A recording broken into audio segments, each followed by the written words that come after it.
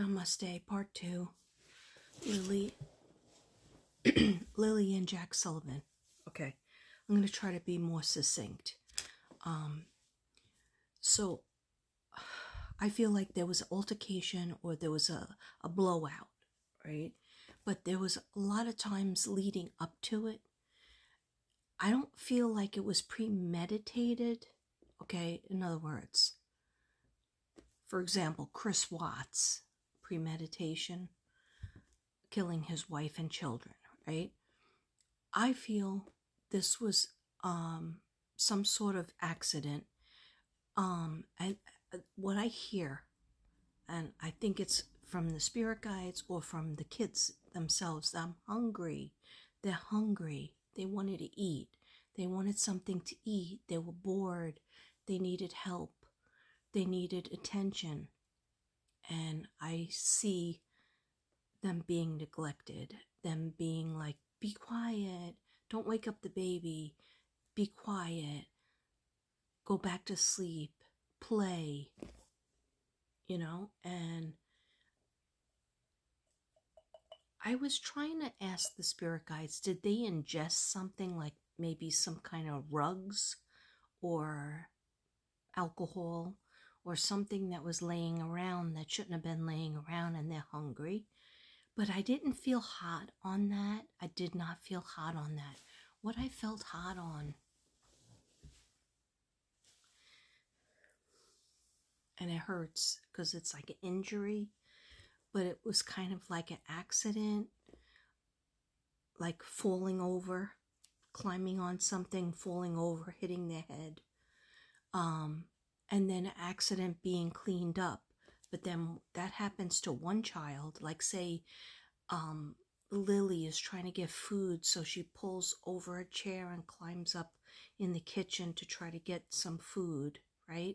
Because she's 6 years old and her little brother's 4, so trying to help each other, Mom and Dad, aren't responding.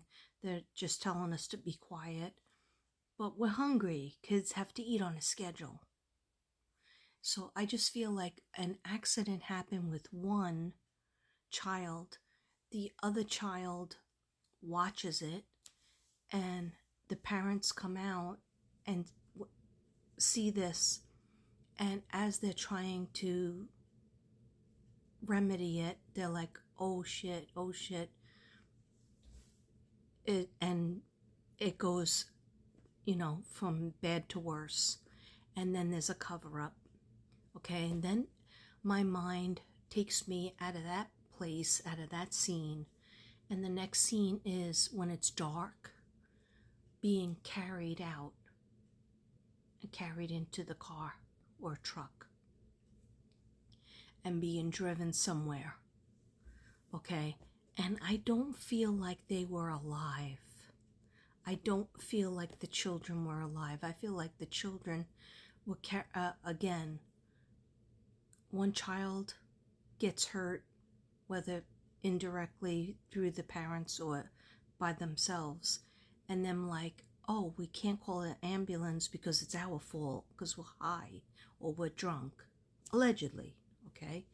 They're just not, they were guilty about something, okay, for neglecting, taking care of their kids.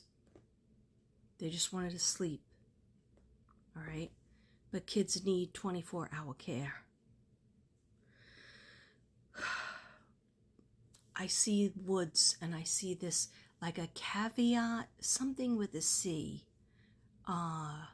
where there's like, it goes down, it's a hill that goes down, and then there might be some water that runs through, almost like a little bit of a river, but then sometimes it could dry up, and then it goes up.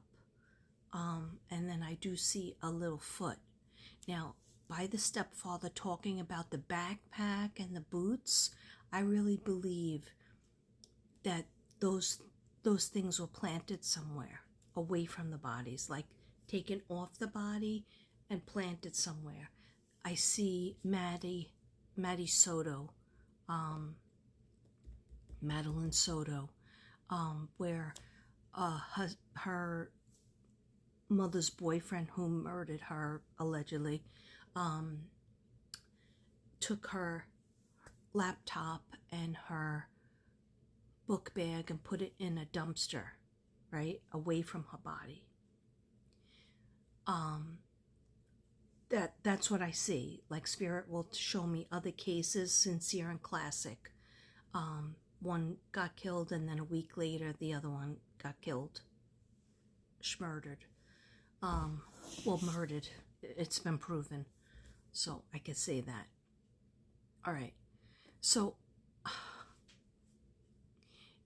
by him saying, by the stepfather saying, or the step-boyfriend saying that, I know that she had a backpack, but I'm sure the backpack is all muddy. It's not like the colors it was like white and strawberry shortcake, whatever was on it. But I'm sure it's brown by now. Who says that? Why are you saying that? And first of all, why would this little girl, who is not used to going outside and playing ever by herself, why would she go put her boots on, and the brother put his boots on, and then her put her knapsack on? See, to me, that's because she wanted to go to school, maybe. Maybe she wanted to wake her mother up and her stepfather up to say, please take me to school. I want to go to school. Because, in school, you get breakfast. In school, you get lunch. In school, you get a lot of attention. You do. I know, because I'm a teacher. Given that said attention. Okay?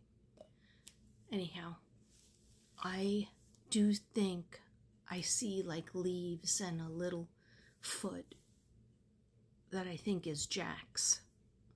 Because I try to think, if it's Lilly and they say, no, it's male, it's a male.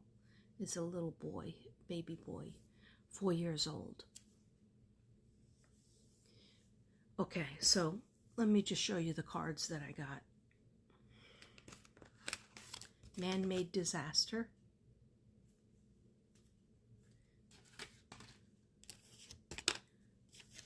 Male. I think both of them know what happened. And even if it was an accident, both of them know what happened.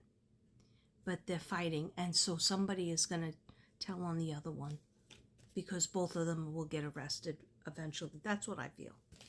Caregiver that wasn't so caring. Notice the trees in the background.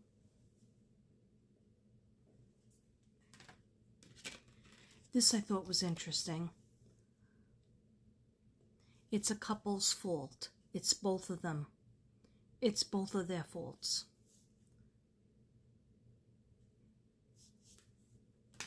And a cover-up.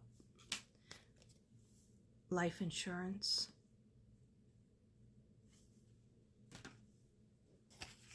Burial.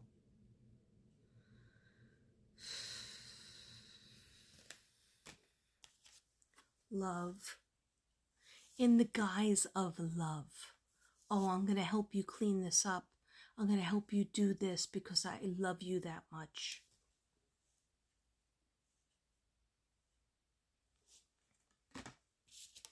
Lies.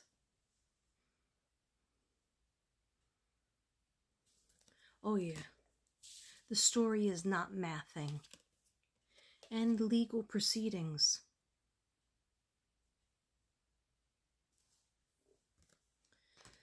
So, when I was writing out Lily's name, I was writing out her name in pink, and I was writing out Jack's name in green. Then I found out that he likes dinosaurs. But yeah, so this was a cover-up. That's actually a scary card. A crime of passion. It's like, okay, I'll help you do this. I'll help you clean this up. I'll help you cover this up. But both of you are at fault. And this is allegedly for entertainment reasons.